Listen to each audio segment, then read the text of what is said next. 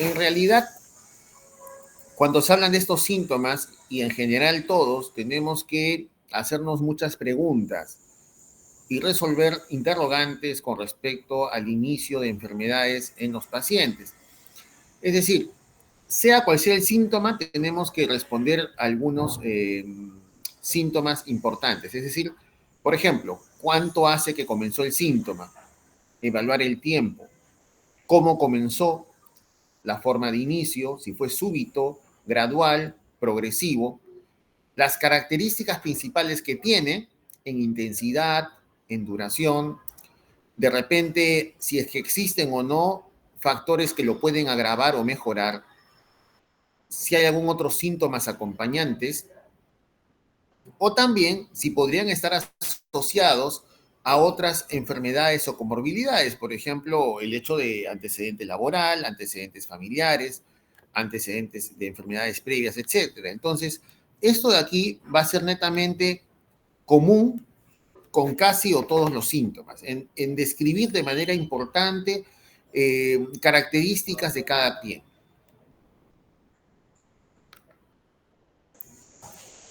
Con respecto a disnea, ¿no? ¿Qué es la disnea? Podemos definirla como una sensación de incomodidad para respirar, una dificultad para respirar o una percepción en que el paciente en estado de conciencia informa que se le hace dificultoso el hecho de pasar el aire. Ayer comentábamos el hecho importante de poder traducir la información del paciente, es decir, aquello que el paciente nos dice tenemos que traducirlo en términos médicos y nosotros, con las repreguntas que podamos hacer, valorar si realmente nos referimos a un tema de disnea o no. De esta manera, la disnea es una percepción subjetiva que es de difícil ponderación porque es lo que el paciente nos dice, ¿verdad? Es lo que el paciente refiere, lo que el paciente nos dice. En ocasiones, el paciente nos puede referir como agitación o fatiga, entre otros vocablos. Pero hay que entender, por ejemplo, imaginemos que nosotros nos vamos pues a un día de campo o a la playa y regresamos a casa. Y estamos de repente ya de regreso cansados, fatigados, ¿no? Y queremos dormir. Eso no es disnea, ¿no? A veces los pacientes de repente también, quizá adultos mayores, tienen apuro por realizar alguna actividad y sienten de repente sensación de angustia, agitación por realizar ellas. Eso tampoco llevar al campo de nosotros la información del paciente, haciendo repreguntas, informándonos un poco más para poder traducir la información que el paciente nos da en función a si se trata de una disnea o no. Hay que tener en cuenta también que la disnea no es solamente una patología del aparato respiratorio. Existe también la sensación de disnea o la disnea propiamente dicha cuando estamos frente a otras causas de enfermedades de aparatos o sistemas. Por ejemplo, el aparato cardiovascular, pacientes con insuficiencia cardíaca, pacientes con valvulopatías, con infarto agudo de miocardio, con derrame miocárdico, pueden tranquilamente tener disnea, lógico, de origen cardíaca. Dentro del contexto de enfermedades del aparato respiratorio, tenemos a pacientes con asma, enfermedad pulmonar obstructiva crónica, fibrosis pulmonar, derrame pleural, también como causante y origen de disnea. Hay alteraciones metabólicas, pacientes con fiebre que están con disnea, pacientes con anemia, alteraciones del sistema sanguíneo en general. Hay disnea también de origen psiquiátricas, neurológicas, como crisis de neurosis, crisis de ansiedad y otras causas diversas, por ejemplo, la cifoescoliosis severa, que puede generar un cambio en la constitución de la caja torácica, puede generar una disnea, la presencia de obesidad, exposición a la altura, hipoxemia y de repente este tipo de disnea, por ejemplo, la exposición a la altura no es una disnea de tipo patológica, sino es una disnea que se entiende por el hecho de exposición de una persona que no está habituada a altas alturas.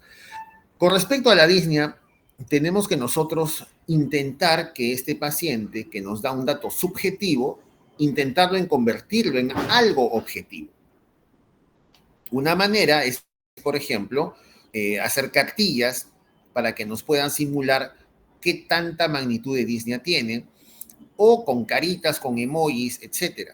En realidad hay dos escalas de disnea, las habitualmente utilizadas, que son la escala de disnea de Borg, que va del 0 al 10, en donde se establece de una manera muy progresiva la magnitud de la disnea. Si se presenta la disnea de ejercicio en reposo. Me comunican que no se está usando la tiempo. Está hablando, pero la tiempo no está moviendo.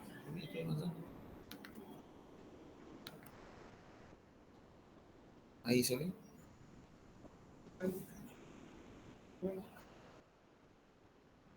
Si no, sin presentación.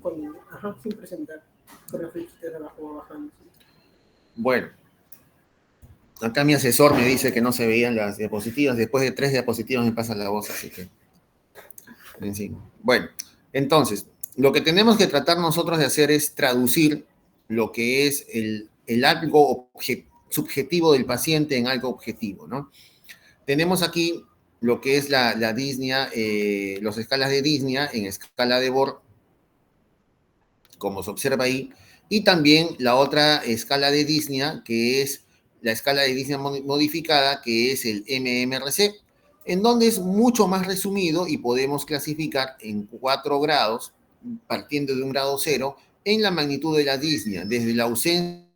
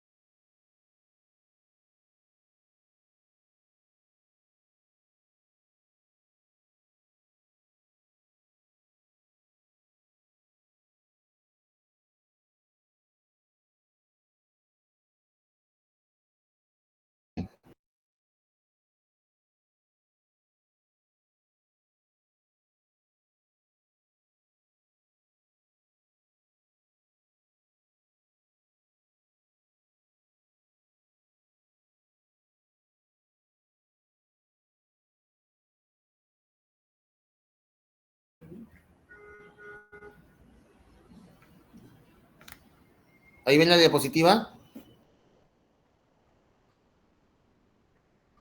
Creo que ahí sí se dejó de presentar. Salgo, ¿eh? Ventana.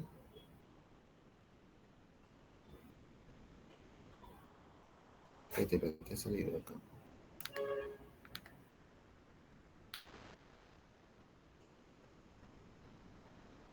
¿Te consta que no he hecho nada?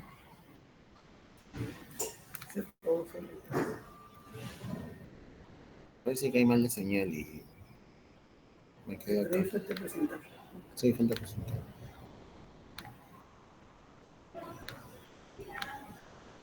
Cancelar el Word.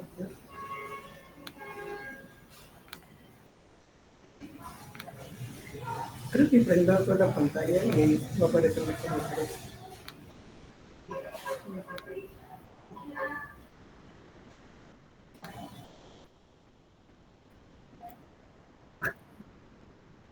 Acá están viendo. A ver, ¿y ven en presentación ahí? Sí, ahora se ve en presentación. Ok. Entonces, retomando ello, lo interesante aquí es traducir algo subjetivo en algo objetivo, como puede ser las escalas de disnea modificada del MMRC o la disnea de Borg. Lo mejor utilizado es esto de acá, que son menos grados y de más fácil utilización. Hace un ratito estábamos hablando de las formas clínicas de disnea, como son la ortopnia o la disnea paroxística nocturna, en donde en la última, que es la disnea paroxística nocturna, existe un aumento de frecuencia cardíaca por una arritmia ventricular que también se puede observar en edema agudo pulmonar. Entonces, siguiendo hablando de lo que es la disnea, puede ser o clasificarse si es una disnea inspiratoria, expiratoria, una mixta, si se acompañan ambos tiempos respiratorios, una disnea que no puede tener un tiempo definido o la autopnia que hemos conversado. Una disnea inspiratoria se refiere a la dificultad de ingreso del aire a la inspiración y puede ser usualmente una inspiración profunda. Esto se da generalmente por obstrucción de vías aéreas superiores y puede acompañarse por algunos ruidos agregados como es el estridor laringio o el tiraje o cornaje. Es decir, esto hace un contexto de lo que llamamos una obstrucción de vía aérea superior. Obstrucción de vía aérea superior. En cambio, una disnea de tipo expiratoria se da por una pérdida de elasticidad pulmonar, por obstrucción bronquial, existe expiración prolongada de manera difícil, hay bradipnia y se acompaña muchas veces de sibilancias. Es decir, estamos hablando de una obstrucción de vía aérea inferior, usualmente causada por enfermedades como el asma y EPOC. Si tenemos tanto en fase inspiratoria o expiratoria, se acompaña además de polipnia y esto puede ser, por ejemplo, un caso de un asma exacerbado, un asma avanzado, es decir, una exacerbación de asma en donde existe un componente inspiratorio e expiratorio alterado. Y puede también tener otros tipos de causas, por ejemplo, neumonías, pacientes con neumotórax o pleuresías, que no están necesariamente asociadas a un factor de disnea inspiratoria o expiratoria, sino que se dan en un tiempo no definido. Ahora, la disnea, cuando es de causa cardiovascular, porque es la principal, el diagnóstico diferencial, esta disnea de causa cardiovascular podría ser o de instalación lenta y gradual o de instalación rápida o súbita. Si es de instalación lenta y gradual, el prototipo de disnea cardiovascular es la insuficiencia cardíaca. Aquí ya sabemos el mecanismo, que existe pues un problema a nivel de la bomba cardíaca, lo cual incrementa las presiones a nivel de capilares pulmonares y se forma un trasudado en el intersticio y a nivel de alvéolos, originando el incremento y la generación de disnea. Tenemos las causas principales como la insuficiencia ventricular izquierda, estenosis mitral y cardiopatías congénitas como las principales causas. Pero una disnea también de origen cardiovascular puede ser de inicio súbito, por ejemplo, con la presencia de tromboembolismo pulmonar. Aquí existe una obstrucción a nivel de la arteria pulmonar por la presencia de émbolos, lo cual altera la perfusión pulmonar produciendo hipoxemia. Entonces, tener en cuenta la instalación de la disnea cardiovascular también para hacer los diagnósticos diferenciales con respecto a las disneas de origen respiratorio. Cuando podemos hablar ya de la disnea de causa respiratoria y dividiéndolo en ambas causas, como son de instalación lenta y gradual o de instalación rápida y súbita, tenemos el prototipo de instalación lenta y gradual, la bronquitis crónica y enfisema. Aquí lo que existe en general es el aumento de la resistencia de vías aéreas, lo cual es progresivo y es irreversible, que podría acompañarse o no de pérdida de parénquima pulmonar. La pérdida de parénquima pulmonar se da en el enfisema, más no en la bronquitis crónica, pero ambas entidades son de tipo progresivo e irreversible. O sea, son pacientes que en el tiempo van a presentar incremento de disnea. No estamos hablando de 6 meses, no estamos hablando de 3, de años. Pacientes que van a presentar durante años incremento de sintomatología de disnea. En cambio, una disnea de instalación rápido súbita, por ejemplo, la presencia de una crisis de asma. Es un paciente que, sabiendo que tiene un antecedente alérgico, atópico, asmático, presenta una obstrucción de vía aérea de manera rápida, que puede instalarse en 1 o 2 días, y de esta manera generar la disnea. O también una disnea súbita puede ser neumotórax, que según la magnitud de la ruptura del parénquima, parte del parénquima pulmonar y comunicación de vía aérea hacia la cavidad pleural, puede generar neumotórax.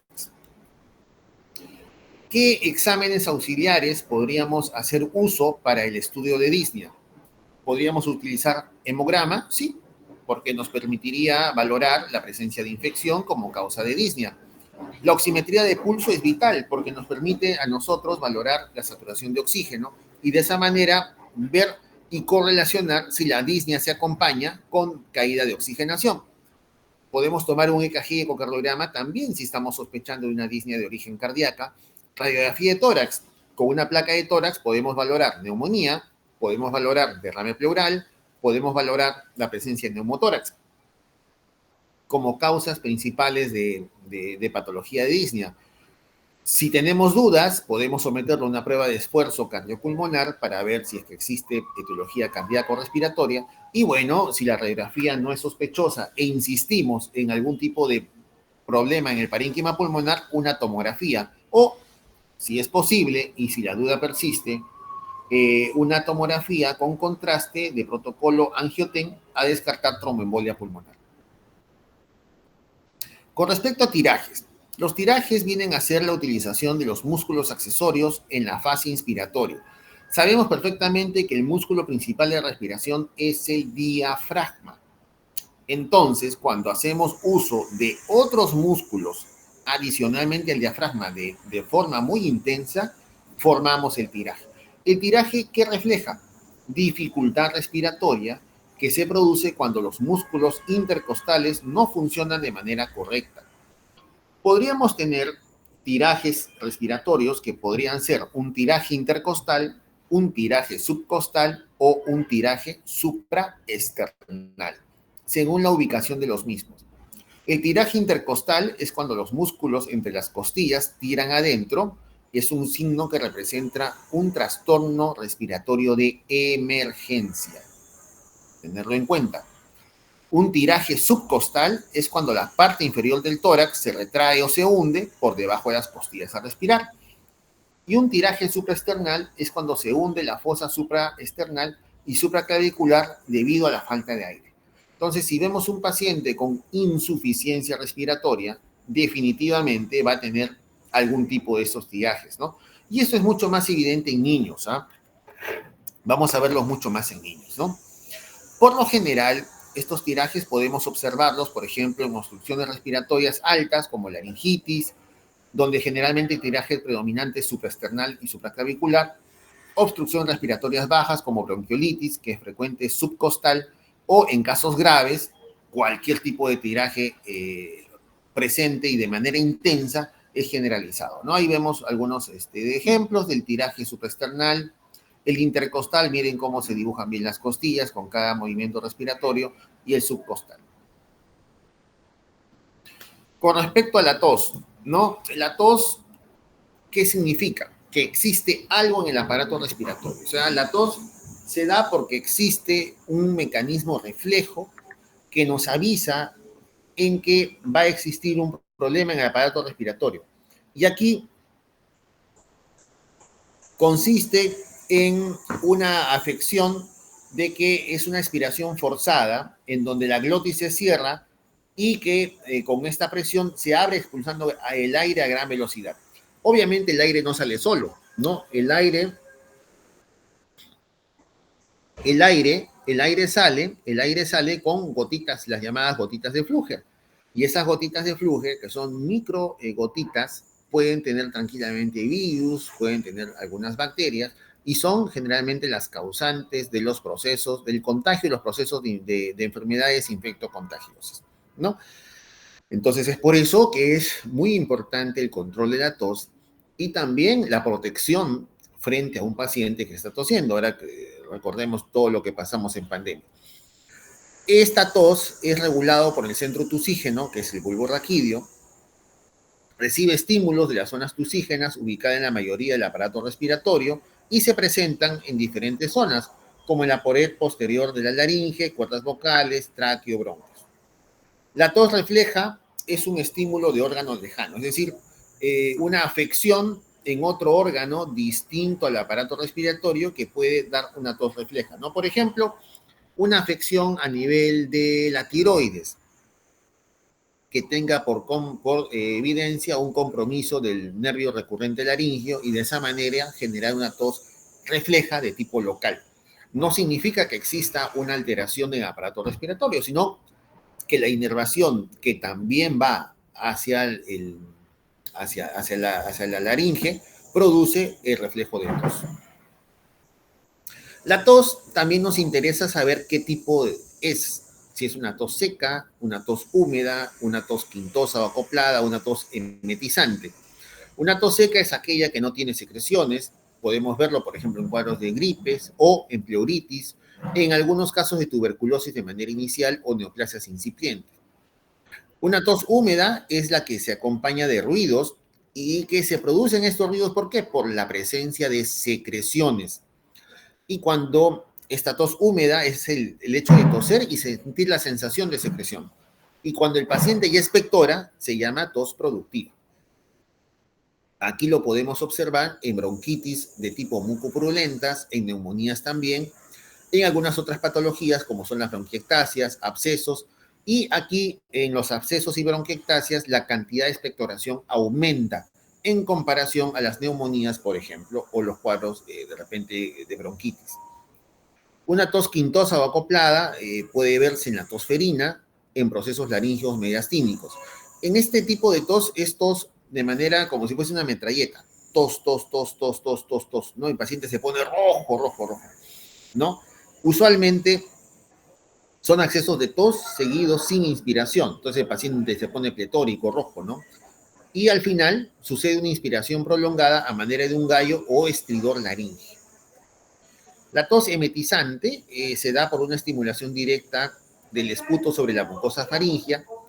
Puede ser diurno, como las bronquiectasias, o diurno de insuficiencia cardíaca izquierda. Es decir, la acumulación de esas secreciones incrementan o hacen el reflejo de la tos y hace que el paciente tenga de manera abrupta una sensación de tos que por eso se llama emetizante, porque es como si el paciente refiere que toso y me da ganas de vomitar. Fuera de este tipo de clasificación, también podemos ver si la tos es de inicio agudo o de inicio crónico. Tos aguda es aquella que se da de forma repentina y dura menos de 3 semanas. Y la tos crónica es la que tenemos por más de 8 semanas. Y pensemos de esta manera todos los procesos respiratorios que tienen de inicio agudo.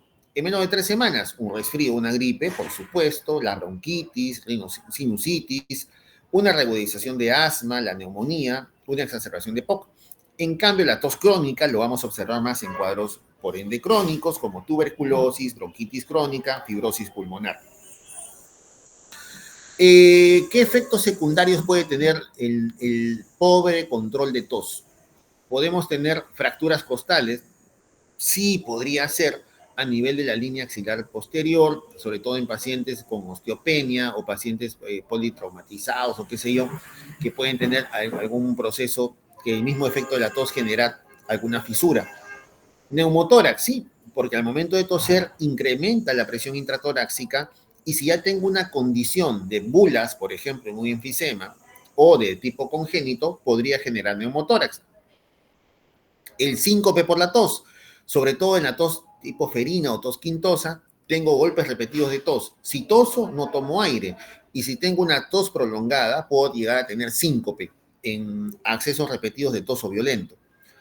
Puedo toser tan fuerte que puedo generar incluso hemorragia conjuntival o también el hecho de toser de manera repetida por aumento de presión arterial o líquidos cefalorraquídeos generar una cefalea tusígena en caso de tos exigente.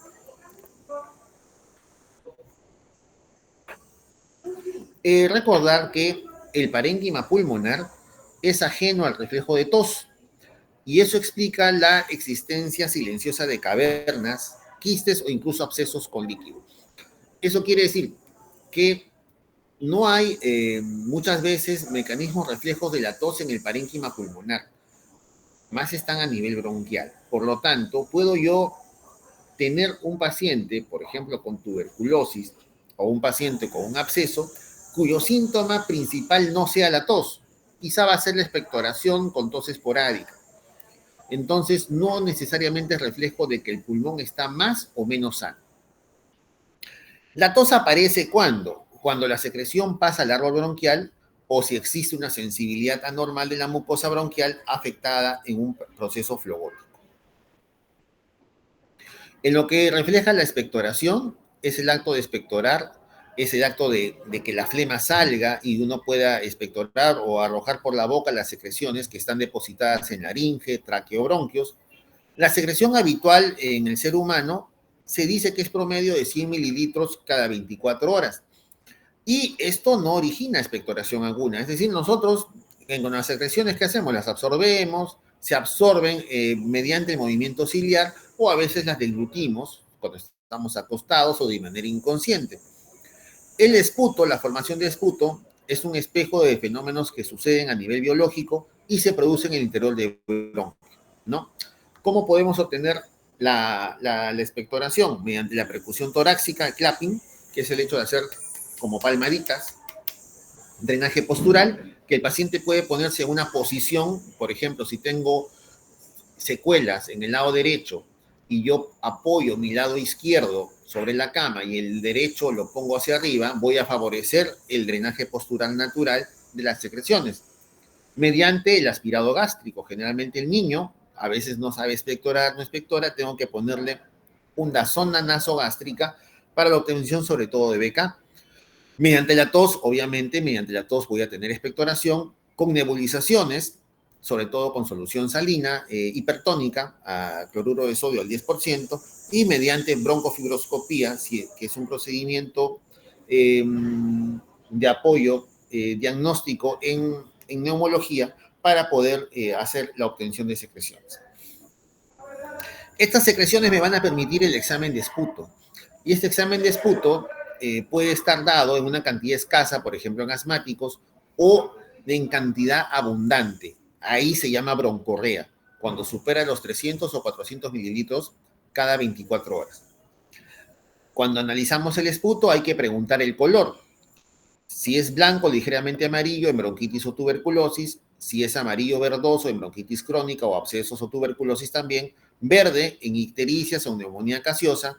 Rojo, hemoptisis.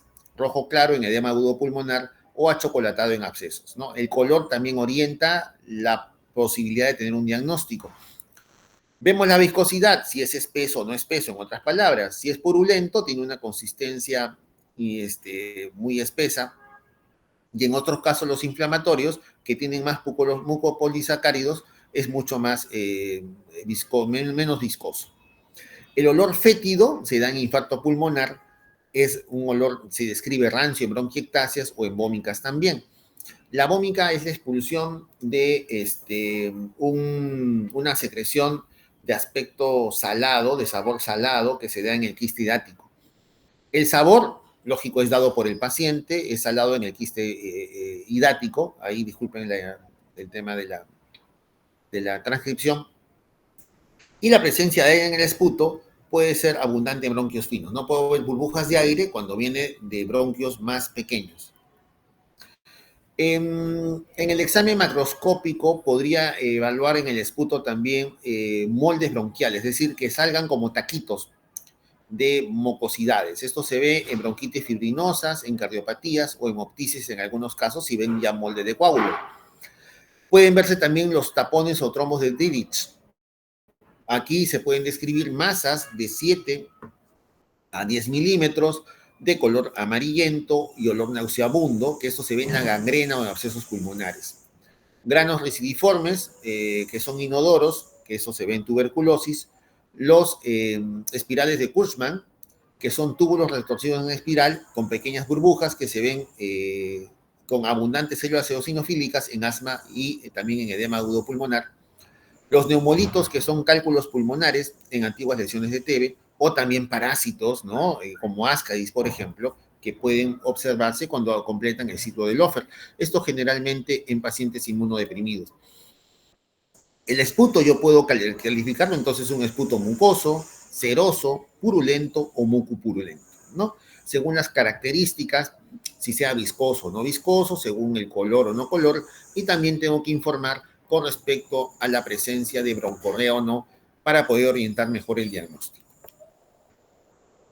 El análisis de esputo también ayuda a poder orientar enfermedades, ¿no? Como hemos conversado, ¿no? Podemos ver, por ejemplo, cristales de Charcot-Leyden y granulaciones de polimorfos nucleares en asmáticos, presencia de bilirrubina en pacientes ictéricos. Las células faringeas de gran tamaño van a ser 3 veces más que un neutrófilo. De esa manera yo orientar que el origen de la expectoración es más de vía aérea alta. Las células bronquiales van a estar presentes en pacientes adultos, en cuadros agudos como traqueitis, bronquitis y demás. Podemos ver macrófagos cargados con hemosiderina, que es diagnóstico patognomónico de hemoptisis. Si yo tengo una duda si el paciente tiene hemoptisis o no, le pido macrófagos cargados con hemosiderina y de esa manera hago el diagnóstico de hemoptisis. Células hemáticas, coágulos, vamos a ver en hemoptisis también. Las células neoplásicas, podemos hacer extendidos de Papa Nicolau, que es una técnica para detección de células oncológicas, también en una sospecha de cáncer. Esto es cuando un pulmón se ulcera y se elimina la vía aérea. Lógicamente, estudio de bacterias, una tinción Gram, si es Gram positivo, Gram negativo, realización de BK, cultivos para bacterias, cultivo para hongos y examen microscópicos para hongos también. Ahora, ¿podríamos asociar la presencia de esputo y algunas enfermedades respiratorias? Sí, pero muchas veces hay que tener en cuenta que pueden haber un enmascaramiento o sobreposición de patologías respiratorias, ¿no? En la laringitis se describe que el esputo es más mucoso o mucopurulento. En la bronquitis aguda cambia, primero es mucoso y luego mucopurulento. Bronquitis crónica, generalmente el paciente más tose que expectora. En este caso la expectoración es escasa y podría haber mucopurulencia, pero aquí ya el paciente ya está sobreinfectado. Es decir, en un contexto de bronquitis crónica, que es un tosedor crónico, se sobreinfecta y ahí recién viene el tema de mucopurulento. La tosferina, luego del acceso de tos, que el paciente se pone rojito, puede haber una expectoración de tipo viscosidensa. En las bronquiectasias hay una expectoración abundante. Pacientes con asma, al final de la crisis el esputo es brillante, transparente. Bronconeumonía, muy similar a las neumonías, mucopurulento. En absceso es francamente purulento. En el gangrenoso es el que huele más, apesta más, es odor cadavérico. Y en tumores pueden variar desde hemoptisis hasta gangrenoso si es que hay necrosis tumoral. La vómica es una manifestación semiológica de lo que sucede con un quiste hepático roto, ¿no?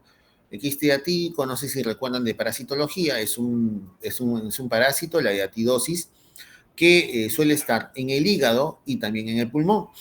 Y genera un quiste cuando es un quiste hepático no roto, un quiste hepático en el cual el contenido es líquido. ¿Qué pasa? Cuando se rompe un bronquio y si existe una expulsión brusca y masiva del contenido, se produce la vómica. Entonces, esta vómica va a estar precedida seguramente de tos y la característica es que el paciente va a referir un sabor salado y dice que al momento de expectorar va a tener como un aspecto de como si fuese un hígado molido o como si tuviese pues algún tipo de secreción con contenido sólido, ¿no? Este es el tema de la vómica que está relacionado con el quiste hepático roto y la presencia de líquido salado con membranas, ¿no? Al momento de hacer una radiografía hay que hacer netamente un diagnóstico diferencial con abscesos pulmonares. La diferencia es que el absceso generalmente es un estadio final de una neumonía complicada, ¿no? O sea, estamos hablando de un proceso infeccioso bacteriano netamente, que es un absceso, versus una parasitosis que usualmente no causa síntomas cuando se trata del quiste hepático hasta que se rompe. ¿En qué momento que se rompe? Además de la vómica, puede presentar también un cuadro, en algunos casos, alérgico o tipo anafiláctico por la exposición antígeno-anticuerpo con componentes del parásito. La cianosis está claramente representada por la coloración azul-violeta de las mucosas. Pueden haber cianosis central, que es generalizada, que se ve solamente en las mucosas, sobre todo en labios, en la piel. La piel suele estar caliente y podemos presentar también la cianosis, observarla en el lóbulo de la oreja, que no desaparece después del masaje. Entonces yo veo la orejita un poquito moradita, lo que puedo hacer es hacer un pequeño masaje para favorecer la circulación y vemos que si permanece de color azulado, entonces sí estamos frente a una cianosis. ¿Qué refleja o qué causa la cianosis? La hipoxemia. usualmente valores de saturación menores de 85 o una presión arterial de oxígeno en el AGA menor de 60. Y cualquier causa de hipoxemia puede causar cianosis, insuficiencia respiratoria, cardiopatía congénita, los chants, disminución presión parcial de oxígeno en inspirado a grandes alturas, vamos a la altura, Cerro de Pasco, qué sé yo, paciente no habituado presenta su cianosis. También podemos tener alteraciones a nivel de la presencia de hemoglobina, una hemoglobina patológica como la metahemoglobina, sulfohemoglobina, en donde con una presión arterial de oxígeno normal existe una alteración de la captación de oxígeno y por ende la cianosis. Una cianosis periférica, es decir, es la cianosis que solamente se ve en las partes distales del cuerpo, que puede ser, por ejemplo, por un signo de desoxigenación excesiva de hemoglobina en tejidos periféricos. Se puede dar por una vasoconstricción fisiológica, un enfriamiento significativo del cuerpo, una disminución de la fracción de eyección, como por ejemplo un shock cardiogénico, alteraciones locales del sistema arterial, como la ortoesclerosis, problemas vasomotor en neurosis, empeoramiento de retorno venoso, como en la trombosis o síndrome prostrombótico, o aumento de viscosidad sanguínea, como en la policitemia, que es el aumento de hemoglobina y por ende podría dar una cianosis periférica dada. Y la pseudocianosis, que no desaparece al presionar el dedo, se presenta raramente, ¿no? Como un pigmento anormal de la piel, por uso de fármacos como la clorpromazina, amidodarona, minoxidilina o metales pesados por intoxicación como plata y oro, ¿no? Hasta ahí llegamos justo hasta las 10. Gracias por la atención, chicos. Ya, bueno, ahora como hemos coordinado, ya cada uno se pone en contacto con su docente y esperemos que no tengan problemas con las prácticas y ojalá se resuelva lo de la huelga pronto para normalizar. Al delegado que se ponga de acuerdo con el doctor Pineda para su teoría de mañana, seguramente será virtual, y ya el doctor Portugal está avisado con respecto al tema de los casos clínicos. Ya, listo, estamos en comunicación, hasta luego.